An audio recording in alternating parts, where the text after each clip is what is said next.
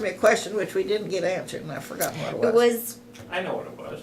well, it was how you knew that Oh. you were going to marry Oh. Grandpa, but I guess we could sort of start with your first date with him, or how you even got on a first date. Yeah, well, when I was telling you about it, but he was dating somebody pretty regularly, and so was I at the time. It wasn't anybody that lived in Ellsworth, but I was in fairly serious relationship with a fella.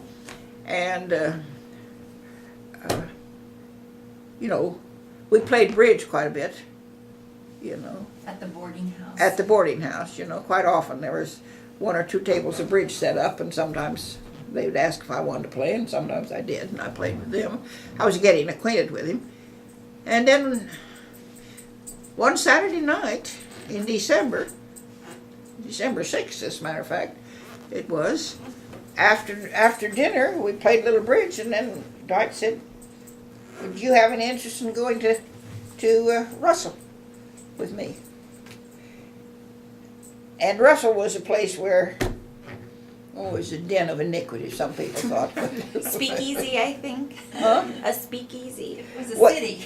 Yeah, well, it was, there was a whole lot more drinking, for example, went on, even though this was prohibition in Russell. It was noted for, you know, that you could get a drink about anywhere if you wanted one, and that sort of thing.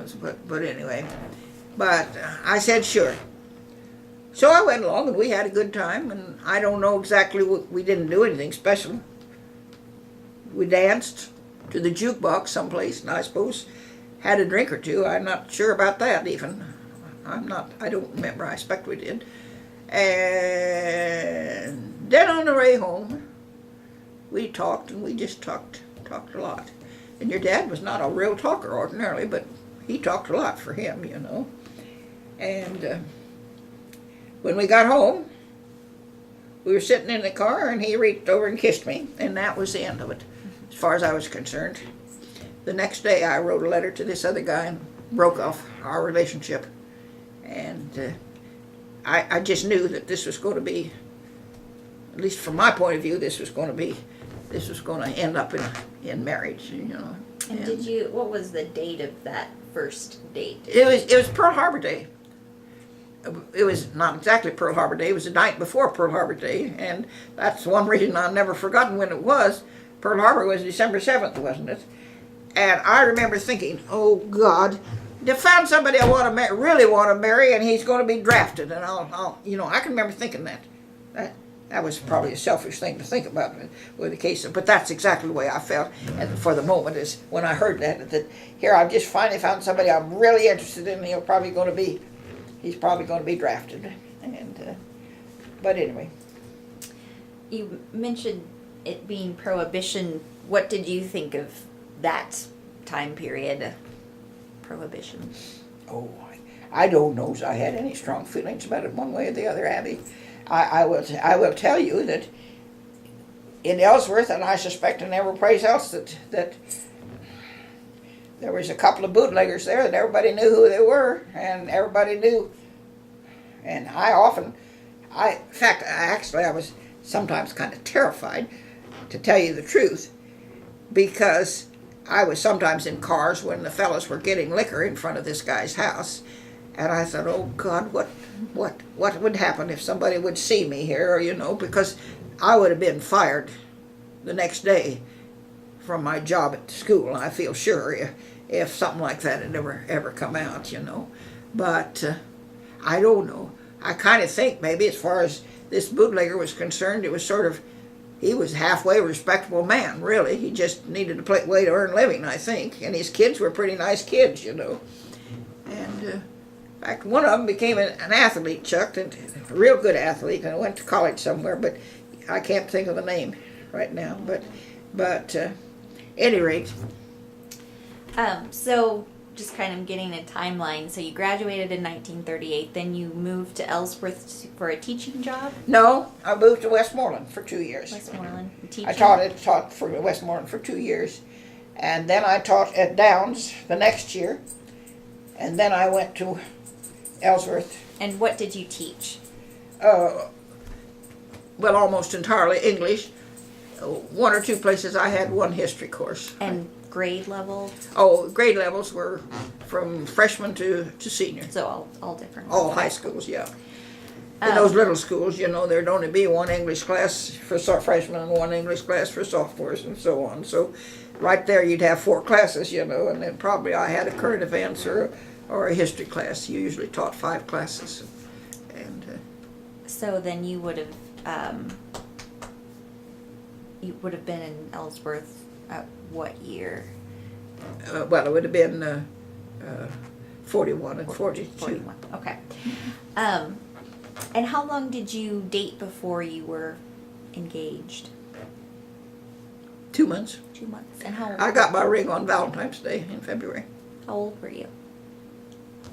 Yeah, 41. must have been 24. And how did Grandpa propose to you on Valentine's Day? Well, it wasn't Valentine's Day when he proposed. I mean, we were talking about getting married after about 2 weeks, and I don't remember any particular formal proposal, We were just, it just became something we were going to do. We knew we were going to do, and Did he get you a ring?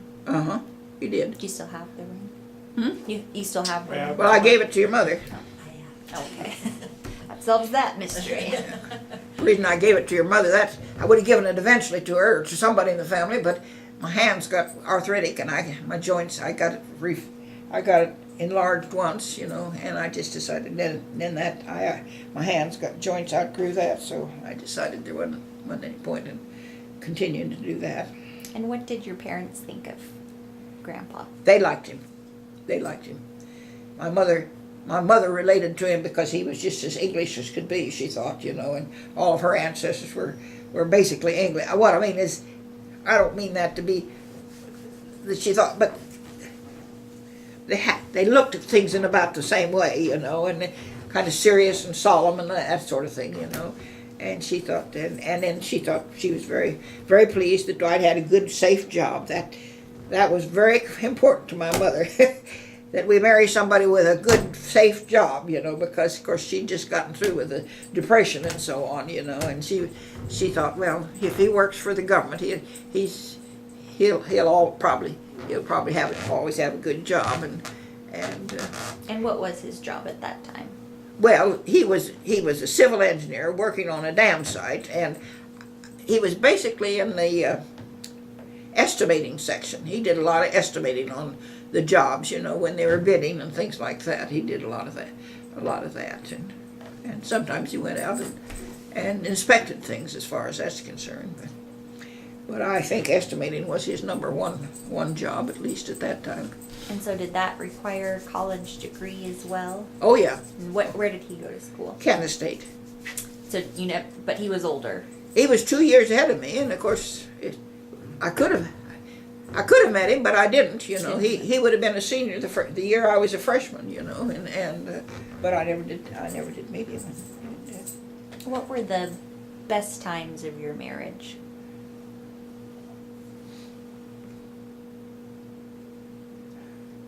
Well, Abby, they were all good times. Like I said, the war wasn't any fun, but I enjoyed it all. I mean, I was always happy. And I guess that sort of answers the most difficult time would have been the period of World War II. Sure. And did you take a vacation that you remember as being? Oh yeah, our honeymoon was fun. That was before, let's see, we were married in May, and Dwight went off to the war in September, so we had about 3 months there, and we had a nice honeymoon. We went to Colorado and stayed 10 days, and You got sunburned? I sure did. Had no idea when it wasn't hot that you could get sunburned like that, because I didn't know that much about the sun, but went out and played golf with that and didn't have anything on. Of course, we didn't have stuff to put on to keep from burning, and my gosh, I never did think I was getting hot or anything, and I was just red as fire and hurt like the devil. But that was at Fort Collins after we went to see stayed with his sister and her husband in Fort Collins for a couple of days there. And we played golf at the municipal court there. And of course. And you were married on what day in May? Well, it was the 22nd. May 22nd. I think it was a Friday. 42? Yeah, I went up and gave out the grade cards and turned in my papers that I had to turn in and raced back to my room, and of course I think I was all packed as far as that was concerned, you know. I didn't, my wedding dress, I didn't travel to Downs. We were married at Downs. And that was on the way to Colorado, but the reason we were married at Downs was because Helen's father, the Reverend Camel, was a Methodist minister there. And I, at that point, didn't have any particular minister, having been in college for 3 years, you know, and everything, and then moving around. I didn't find anybody in Westmoreland or Downs, you know. I mean, I did find somebody in Downs, because that was where the Camels were. And so we went there. I wore my mother's wedding dress, which I put on after I got there. And do you still have that wedding dress? Yes, I do. Okay. And was any of your family there at the My family? Yeah. All of my family were there. I mean, my brothers and sisters, Carl, and my 2 sisters, and Dad and Mother. And then Margaret and Art, Dwight's sister, that his wonderful sister, Margaret, and her husband, Art, came down for the wedding. And then there were some guests of friends that I had made in Downs. There were several people there that I had that were guests. And then the Camels it wasn't an elaborate thing, but they had kind of a wedding dinner for us, or lunch, after we were married. And then we left somewhere around 3 or 4 o'clock for Colorado. When did you have your first child, Uncle Phil? April the 20th, 1943. And were you nervous about having a child? I mean, what were your feelings?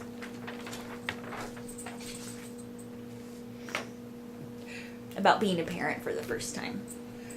I think I was excited, you know. I don't remember feeling nervous about it. Because, you know, I wasn't young. I wasn't just like a young girl at that time. I would have been 25 by then, you know. And I think I was I guess maybe, probably, if I, after thinking about it, maybe I will say that it wasn't a whole lot of fun thinking about that probably I was going to do this by myself, you know, because I would have known by then that there was no chance that Dwight was going to be there by the time April came, you know, because we already knew about when he was going to have to leave. And you said Grandpa was drafted in September of 42? That's when he left. I don't know exactly whether that coincides. I think you're drafted ahead of time. I think you get your notice somewhat. I don't know how much ahead of time he got it, but it wasn't just like he got it one day and he had to go the next day. We knew for several weeks at least, maybe a month or more, when he was going to have to go. And where did he go? Well, he went to Leavenworth to begin with, which is about where everybody in Kansas went, I think. They went to Leavenworth. And, you know, I don't know how long he stayed there. I know they take all kinds of tests and things like that, and they gave him all things. And they ended up, as a result of some tests that he took, sending him to Chanute Field in Illinois to a weather school. And I understood that was because his scores showed that he had a lot of mechanical and mathematical aptitude, and that's what it took to be a weatherman, you know. So he was there in Chanute Field, and became a weatherman, and then they sent him back, and he became a forecaster. You know, I mean, there was 2 grades of them. I mean, and so what did that entail? What would he have to do? He had to forecast the weather for the flights going out when he got to Italy. And he said that was a very, and I think anybody think about it, know it, a very nerve-wracking job, because you were sending people out and telling them the weather was going to be okay to go to so and so and so and drop bombs. And, you know, he always said, well, in spite of the fact that people, it's better than it used to be, it's still not an exact science forecasting the weather. And so it was, but that's what he was there for. You know, So he went to Italy 1st and then anywhere else? No, he stayed in the same place in Italy. And so what was that like for you while he was gone? Well, Did you move back home or? yeah, I was at home, and I was teaching by then. You know, after Phil was born, somewhere, and I didn't have any particular intention to, but somewhere that summer, like in June or July, why, we had a call. Somebody came to see us, and turned out he was on the school board, and he came up to see if I'd be interested in teaching school that year. And so Mother said, sure, go ahead, because my mother was all for every dollar. Well, you know, she spent a lot of time trying to get us all educated and through school and everything, and the money didn't come easy a lot of times. And she said, you go ahead and take that job unless you just don't want to, because she said, I'll take care of Phil for you. I mean, he's fine. And so I did, and I taught there for 2.5 years until he came back. And I did. I'm proud of the fact I didn't just take it off of Mother and Dad either. I paid them $50 every month, while all the time I was there, because they were helping me out so much. And a lot of the girls didn't pay their parents anything, but I didn't think that was right, you know, unless they just didn't need to. But most of them I was talking about weren't. I mean, the people that were living with their parents weren't even as well off as my folks were, you know, and my folks were having a kind of a, you know, it wasn't easy in those days. Hamburger was 3 pounds for a quarter. Wow. So you can see what things were like in those days. 3 pounds for a quarter. So that's sort of on another topic. How did the war change your everyday life? What were some things that stick out to you? Oh yeah. Well, Abby, it'd be terrible for you, and it was for me. I never got a new pair of shoes all during the war. We got a shoe coupon every so often. But if we were adults, it was every 8 or 9 months or something like that. And if you had children, you know how fast kids' feet grow. Everybody who had kids, they had to save their coupons, their shoe coupons, so the kids could have new shoes when they outgrew the shoes.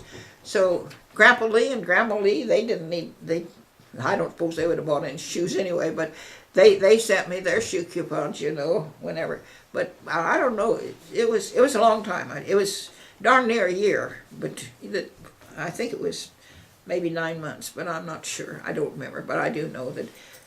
So that was quite a change, you know. And I remember that when I was expecting Phil, in those days, you kind of, it was traditional to get a layette together. And we got to the place, my mother and I and all of our friends. My sister was in Kansas City. We were all looking for some place to buy diapers. There wasn't any, there weren't any of the throwaway diapers at that time. And no, but there wasn't any. Finally, 10 days before Phil was born, I'd had an order in for diapers with Emery Bird Thayer in Kansas City for almost 6 months. And they finally sent them. But that was, you know, we were beginning to think, well, Lord, we're going to have to tear up sheets or something, you know. Yeah, because we really worked, we were looking everywhere for them, and they just didn't, there was all kinds of shortages of things and that kind of stuff. And didn't see a banana for 3 years during the war. And I'm not. Why was that? They just weren't shipping them in. Shipping them to the I don't know what was happening to the bananas.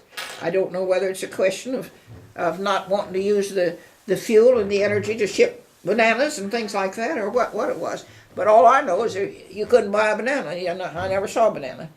I remember specifically, Pop came home one day with bananas. And Phil was about 18 months or 2 years old or something like that. And he'd never seen a banana, and I hadn't seen one for ages. And I remember that Pop gave that banana to Phil, and Phil loved it. And then he gave Phil another one, and my mother said, "Oh, Carl, you're going to make that child sick." and she took it away from him because she said, "I'll give it to him later, but I don't want to make him sick because he liked it." But he did like the bananas real well.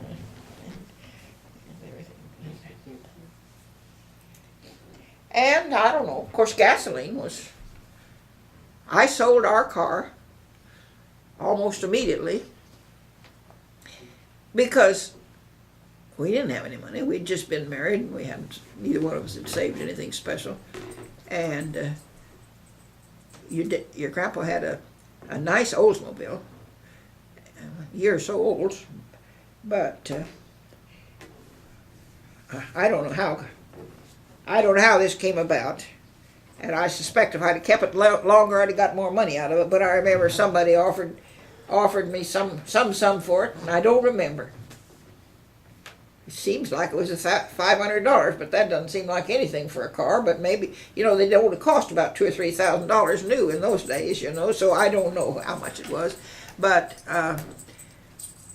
so I wrote to Dwight. He wasn't overseas then. He was probably when he was in Chanute. At Chanute Field, which was in Rantoul, Illinois, real close to where the Urbana, where the University of Illinois is. And but at any rate, he wrote back and he said, "Sure, you need the money." So, and of course, he was getting $30 a month. That was what the pay was for fellows that went into the service. I guess he got a little more as he became, before he was through, he was a tech sergeant, and I suppose he got more money then, but I know for a while all he was getting as a private was $30 a month. And what would your salary have been from teaching? I think it was $1,500.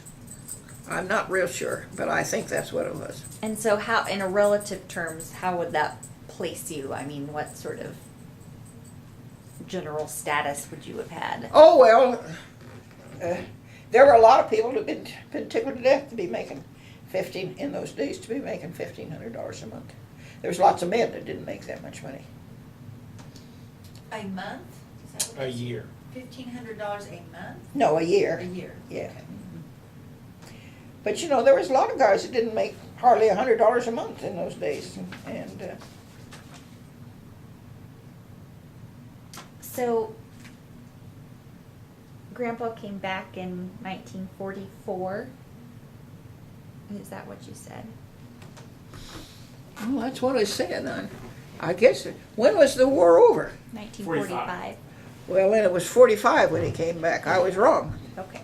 I was wrong. And so, you've sort of talked about that reunion. What was it difficult to kind of be having someone come back in your house and have to readjust, or? Well, I don't know. Grandpa had a little bit of a trouble adjusting. I mean, it wasn't like some fellows did, but there was a lot of that, after 4 years in the service and everything. There was a lot of adjusting that everybody had to do, And I guess you'd say we'd only been married 4 or 5 months when he left.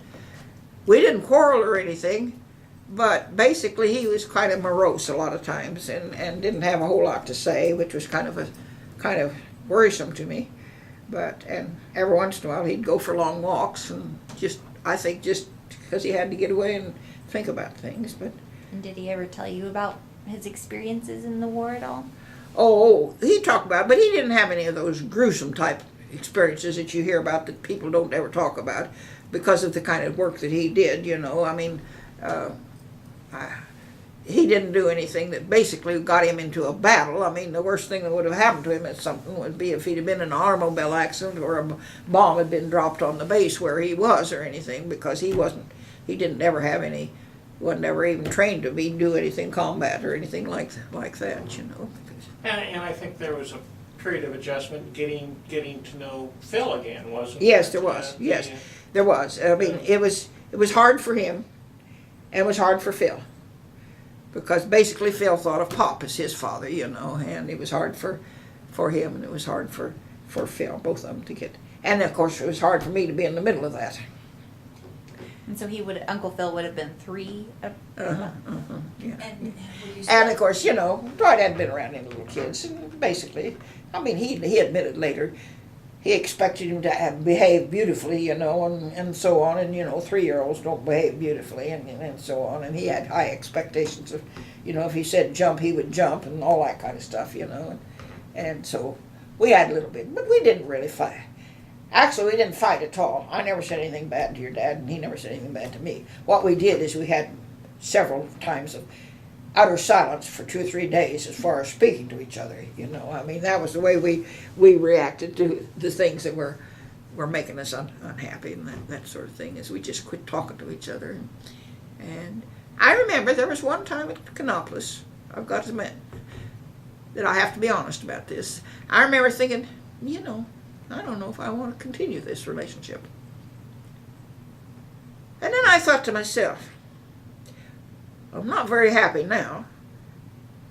But would I be any less happy if I broke up? And I decided no, I wouldn't be. And of course, that was the right decision, of course, because within about, I suppose that lasted somewhere between 6 and 9 months, you know. But, you know, on top of everything else, it was tough. We didn't have a car.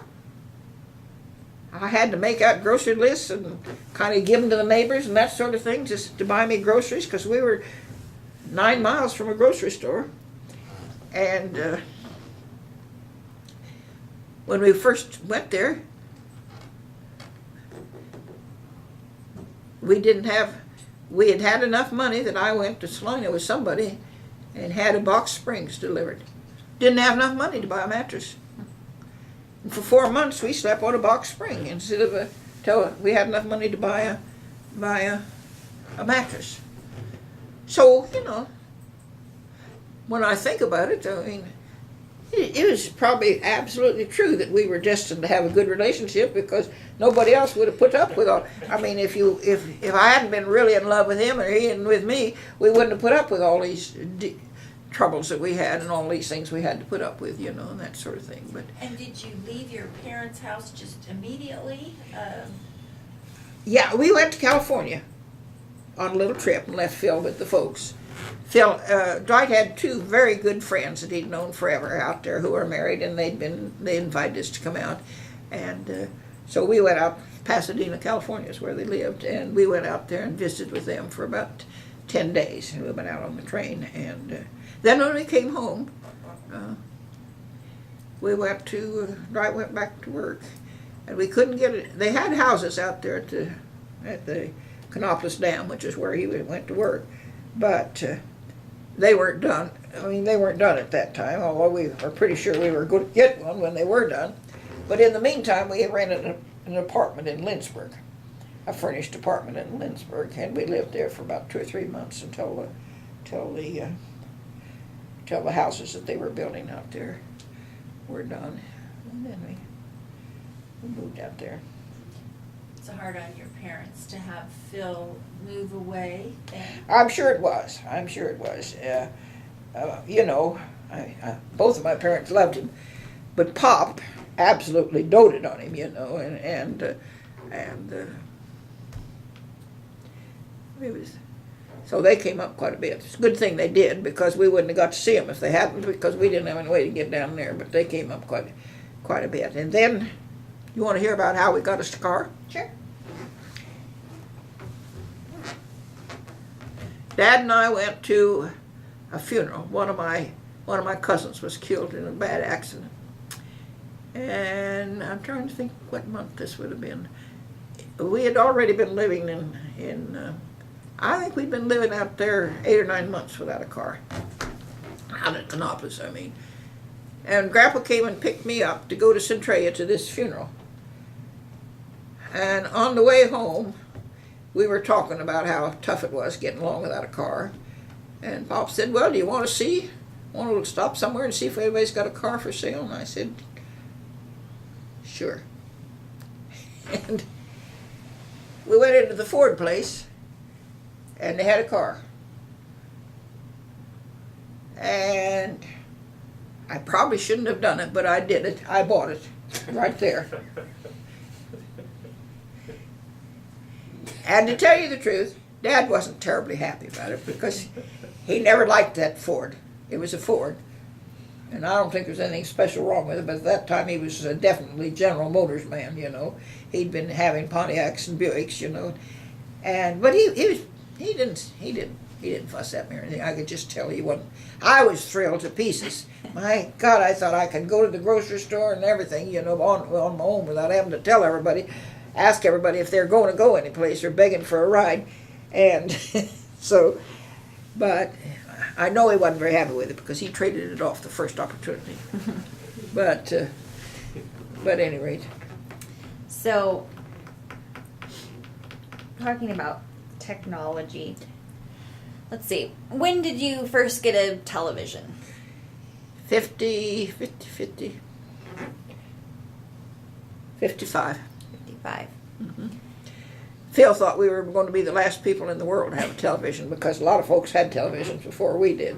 But it was 55 when we actually, I guess maybe, Dad was trying to start that business in Hudson, and it wasn't going very well. And so we were pretty tight money, and I was teaching school, and I'd gone back to teaching, but Dad inherited a little money, and he came home, and when he came home one day, and he said, well, what do you say we take a little of that money and buy a television? And that's when they did it. And if there's one invention, one technological invention that you feel has really improved your life or, I mean, at any time period, what would that have been? I know you told me a garbage disposal at one point. Yeah, but she's going to be more ingenious about it this time. Yeah, I'm going to give it a little more thought. Well,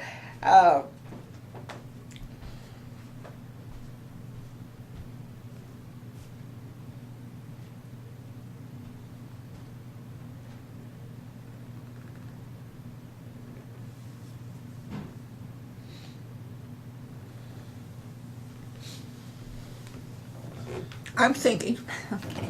you know, there's a lot of things that I can think of, and I don't know, trying You to... don't have to name just one. If And there's- getting down to one, you know,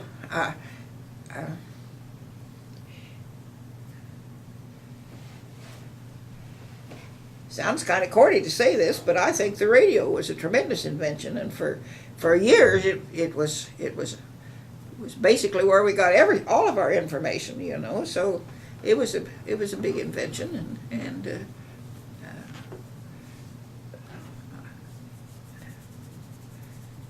I suppose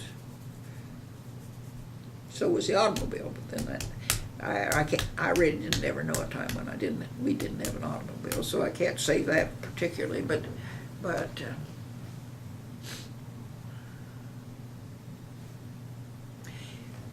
you know, this is ridiculous to say this, but air conditioning was one of the things that really, I think back, really made a difference in the way people lived and how comfortable we were and what we could do for 3 or 4 months of the year. There was a lot of things, you know, when it was so blooming hot, you just did what absolutely had to be done, and then you hunkered down and tried to endure the hot weather. But when it got to be air conditioning, why, you could do a lot of things, and plan a lot of things that you didn't do before. But So, can't we shut this? yeah.